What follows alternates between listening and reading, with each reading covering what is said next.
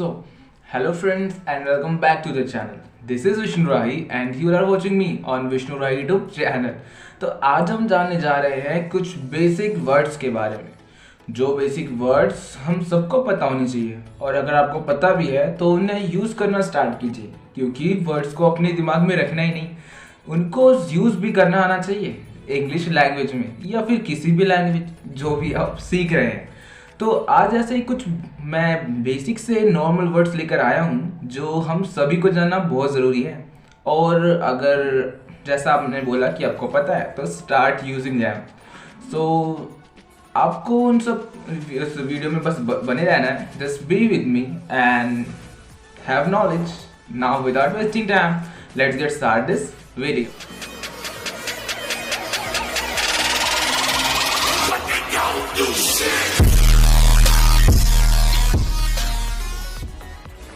तो हमारा पहला बेसिक सा वर्ड है सडनली। सडनली मतलब होता है अचानक से, ठीक है। अब कैसे एक एग्जांपल देख लेते हैं कि इसे कैसे यूज़ करेंगे हम। So for example, yesterday suddenly I so a stranger in my street. Yesterday suddenly I so a stranger in my street मतलब कि कल अचानक से मैंने एक स्ट्रेंजर को देखा अपनी गली में। स्ट्रेंजर मतलब कि अननोन, कोई अनजाना सा व्यक्ति, ठीक है। तो ये था बेसिक सा use of the word suddenly. अब आपको समझ में आ रहा होगा कैसे इसको यूज़ करते हैं, और अगर आपको पहले से ही पता है या फिर समझ में आ गया है तो फिर इसको यूज़ करना भी शुरू कर दीजिए। मैं ऐसे ही कुछ वर्ड्स बता रहा हूँ ये ताकि आप इनको समझ भी जाएं। अगर पता भी है तो start using them also, it will help you so much while learning English. So let's move to the next word, that is gradually. Gradually means होता है धीरे धीरे, ठीक है। gradually means होता है धीरे धीरे। ये भी एक बेसिक सा नॉर्मल वर्ड है जो सबको पता होता है। For example, the things will be normal gradually. The things will be normal gradually मतलब चीज़ें धीरे धीरे ठीक हो जाएंगी, नॉर्मल हो जाएंगी धीरे धीरे, ठीक है। So it was our second verb, that was gradually. Now let's move to the next word, that is तो हमारा तीसरा बेसिक सा वर्ड है समहाउ। समहाउ मीन्स होता है जैसे तैसे। For example, somehow he talked to her. Somehow he talked to her मतलब जैसे तैसे उसने उससे बात करी, जैसे तैसे उसने उससे बात करी। somehow he talked to her। सो ये था हमारा तीसरा जो था वर्ड।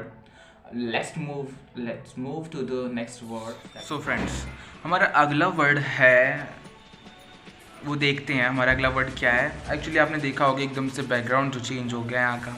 क्या हुआ एक्चुअली कि बनाते बनाते वीडियो ही लाइट चली गई, और मेरे को पता लाइट एक तरह से, लाइट वैसे चाहे कुछ भी है, वीडियो एक तरह से ख़त्म करनी है यार। वीडियो बनने के बाद ना एक तरह से टेंशन फ्री हो जाते हैं कि चलो एक वीडियो बन गई है, अब उसे आराम से अपलोड कर देंगे। पर वीडियो नहीं बनती ना तो बस मेरे को टेंशन बहुत रह जाती है कि एक वीडियो एक तरह से कंप्लीट कर ही दें। तो हमारा नेक्स्ट वर्ड जो था वो है for ever. For ever means होता है हमेशा के लिए। For example, I will live here for ever. I will live here for ever मतलब मैं यहाँ पे हमेशा के लिए रहूँगा। I will live here for ever. तो चलिए आगे की तरफ प्रस्थान करते हैं। तो हमारा नेक्स्ट समथिंग लाइक मीन्स होता है कुछ ऐसा ही।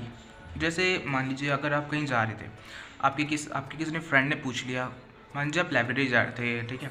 तो आपके किसी फ्रेंड ने पूछ लिया, hey what were you doing there at library, were you studying there. तो आप कह सकते हैं या समथिंग लाइक कि यस कुछ ऐसे ही कर रहा था मैं यहाँ पे, कुछ ऐसे ही बस। तो चलिए अब कुछ अगला जाने। तो मे बी मीन्स होता है हिंदी लैंग्वेज में हो सकता है, मे बी हो सकता है। जैसे अगर मान लीजिए आपसे किसी ने पूछा कि इज़ ही फ्रॉम यूएस, क्या वह यूएस से है, क्या वह यूनाइटेड स्टेट्स से है। तो आप बोल सकते हैं आंसर में कि मे बी, हाँ शायद हो सकता है। सो आई थिंक सो मतलब होता है मुझे ऐसा लगता है। आई थिंक सो मीन्स मुझे ऐसा लगता है। फॉर एग्जाम्पल अगर हम वह पहले वाला एग्जाम्पल लें, जैसे कि इज़ ही फ्रॉम यूएस, मान लीजिए आपसे किसी ने पूछा इज़ ही फ्रॉम यूएस, तो आप आंसर में उसे कह सकते हैं, रिप्लाई में उसे कह सकते हैं कि आई don't think so. I don't think so.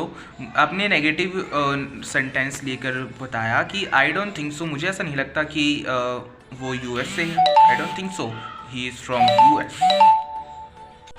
So at any cost, at any cost मतलब होता है किसी भी कीमत पर। For example today I will speak English fluently at any cost. Today I will speak English fluently at any cost मतलब चाहे कुछ भी हो जाए, आज तो इंग्लिश फ्लुएंटली मैं बोल के रहूँगा किसी भी कीमत पर। तो ये था हमारा use of at any cost. तो it was all in this video. I wish you would like this video, and if you like so please like and share this video and subscribe to my channel. I will see you soon with a new video. For till time, bye bye.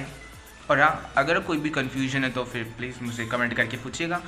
मैं कोशिश करूँगा कि आपके सभी confusion को दूर कर दूँ। Okay, bye bye.